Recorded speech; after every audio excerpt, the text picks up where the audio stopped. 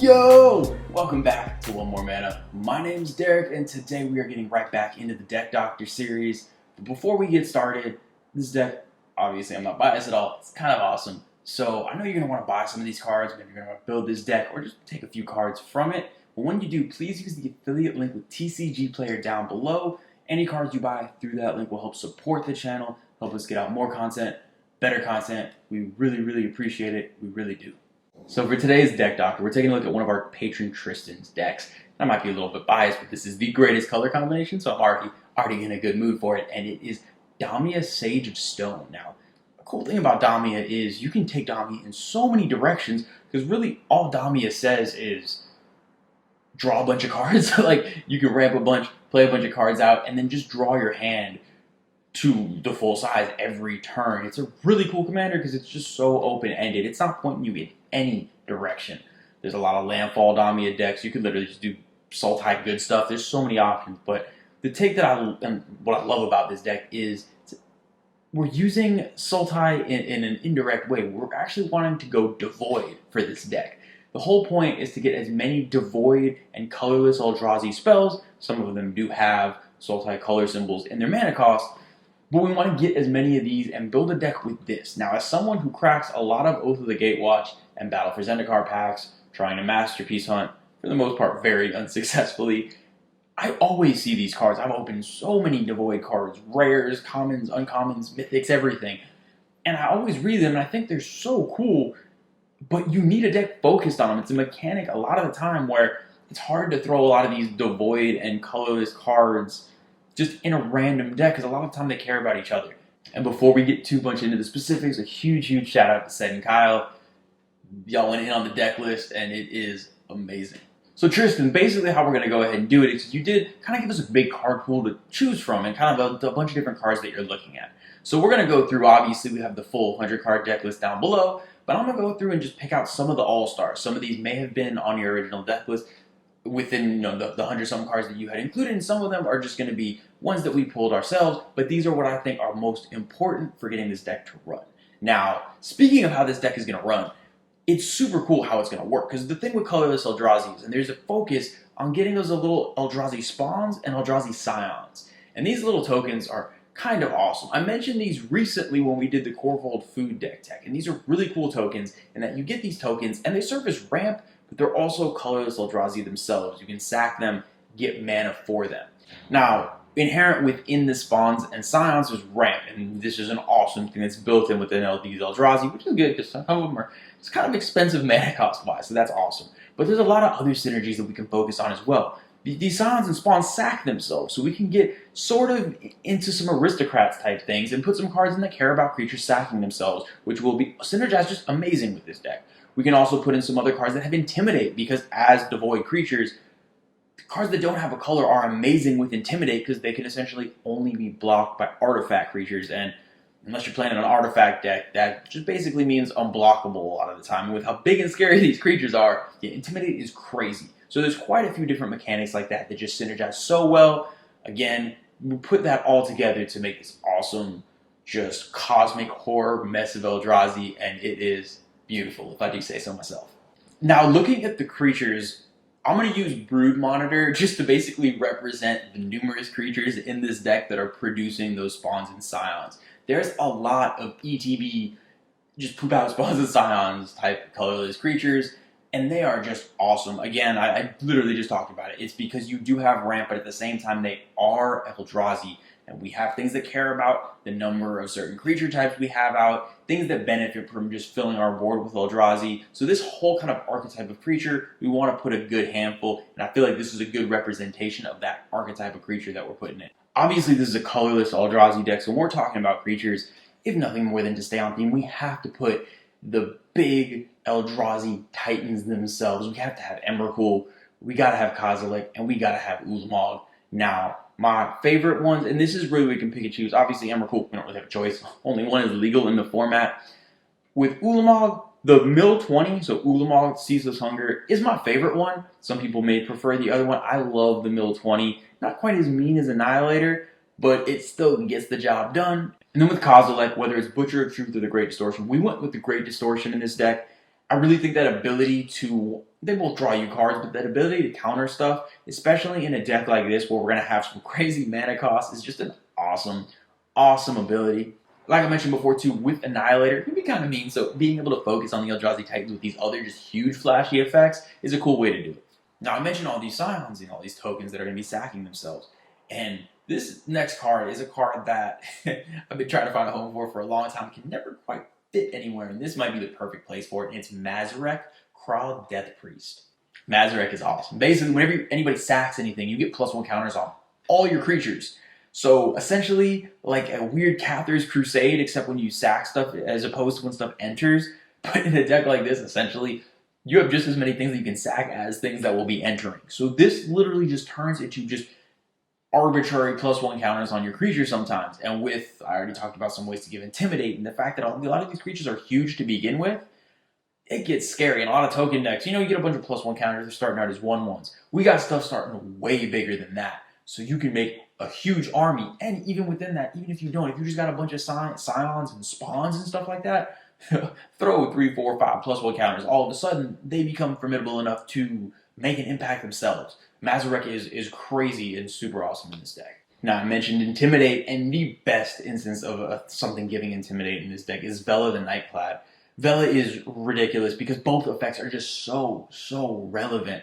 The Intimidate to everything, again, basically everything's unblockable in most circumstances. But what might be just as good is whenever a creature you control leaves the battlefield, each opponent loses a life. This is an each effect. This is phenomenal. And it's a leaves the battlefield. It's not even dies. So if there's anything else crazy that happens, you can still get this effect. Vela does literally everything we're looking for. I just mentioned the 2 huge benefits. 1, Intimidate. 2, that weird kind of Aristocrats type effects. It does both on 1 card.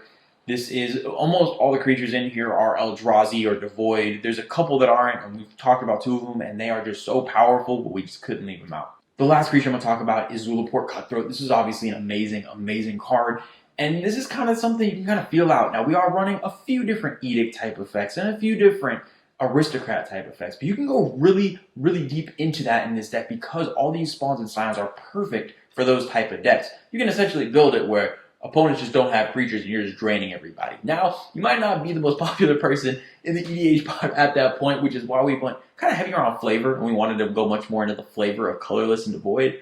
But if you find that you're enjoying whenever you get the Zulaport out, or when you get some of these other cards out, it is something that you can go deeper into and kind of make a meaner deck with it.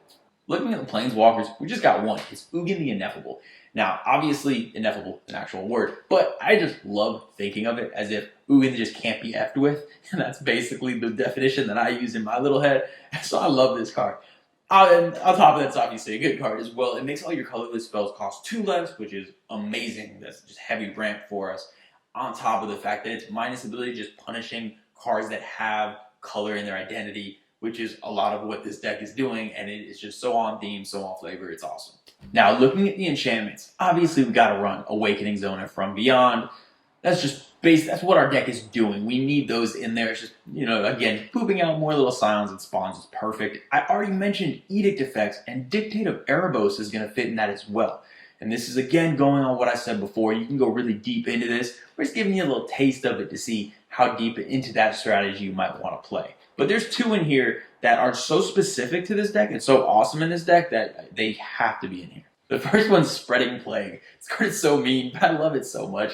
Whenever a creature comes into play, you destroy all other creatures that share a color with it. A color with it. Meaning all of our Devoid creatures are just sitting back, relaxing. They have no worries at all because they have their Devoid. They are devoid of any type of consequences from this card, but your opponent's creatures are not. And this just turns into people are afraid to play too many creatures. They don't know if they want to play any creatures.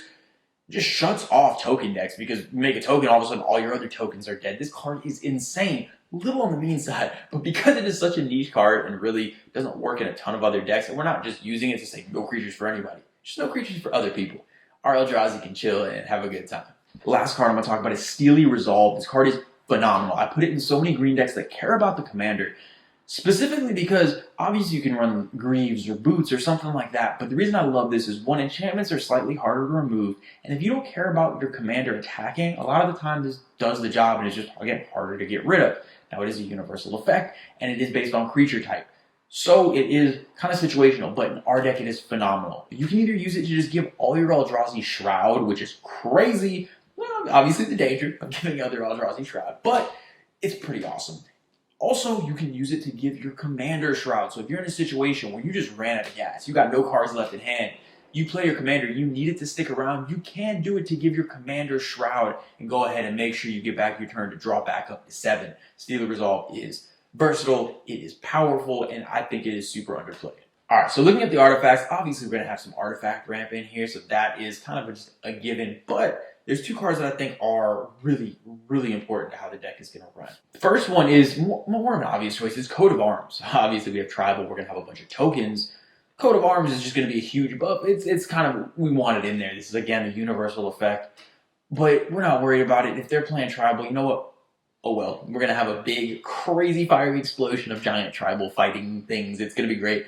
But we're going to benefit from that more often than not because we're going to have so many of these little tokens to buff our massive, crazy Eldrazi. Again, this is similar to what I talked about before at Mazarek, that this can turn those little tokens into threats in and of themselves.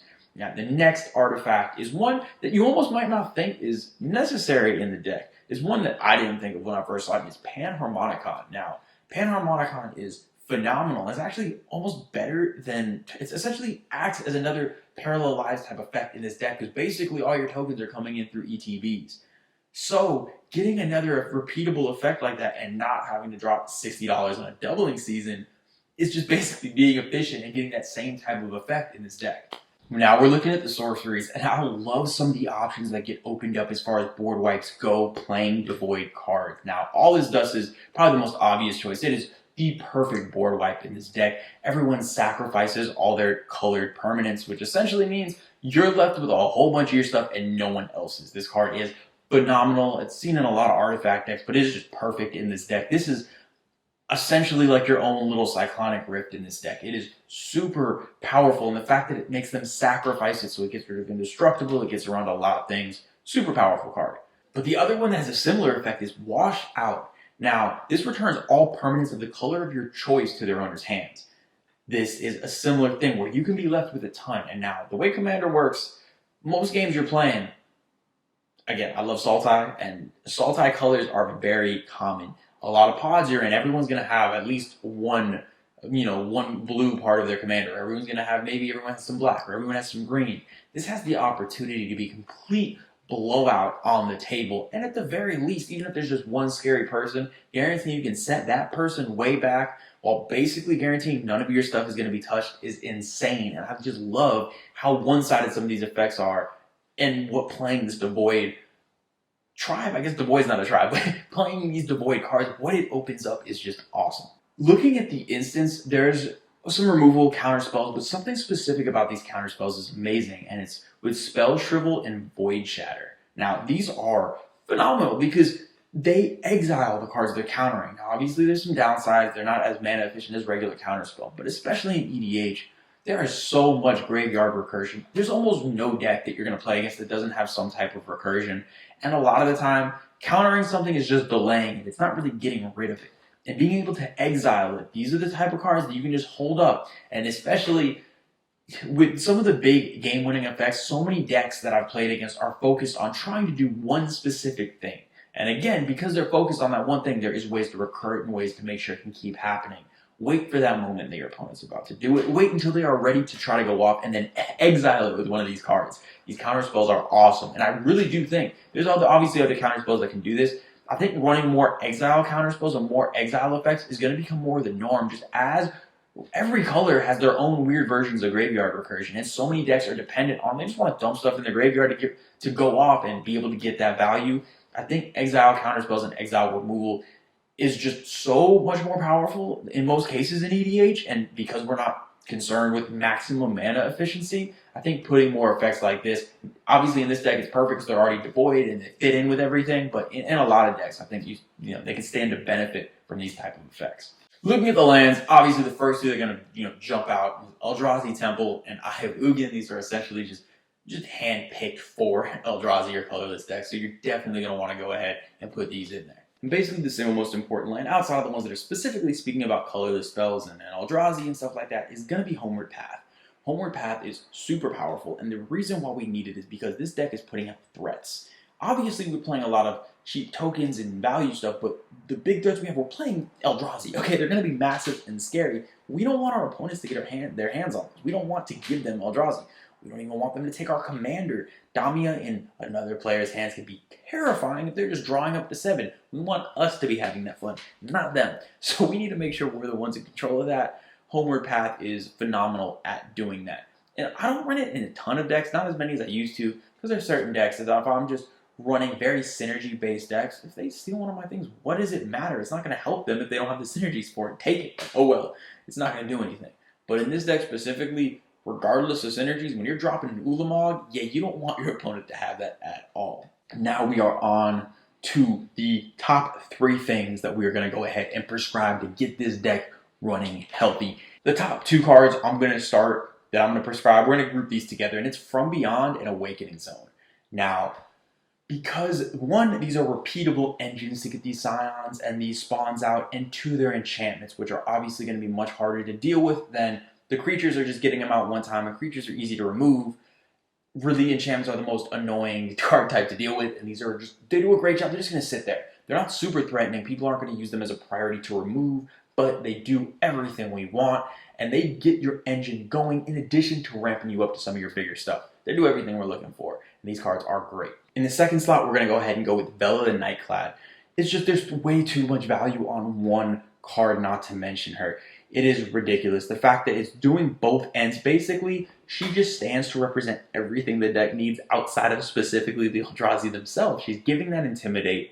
She's giving us that Drain Aristocrat effect all in one card. Even if you don't want to go into the Aristocrat and Edict type effects, and even if you're not even trying to go hard into the Intimidate effects, it is just such a powerful effect just to have on this one card.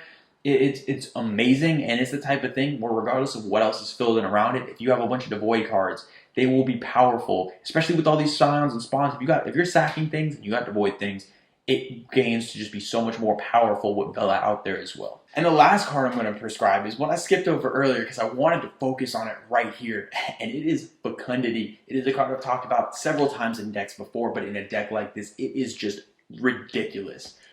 So many of our cards, make these Eldrazi scions and spawns. And this just reads whenever a creature dies, you get to draw a card. Now, again, a universal effect that we're not worried about because we benefit from it so much more.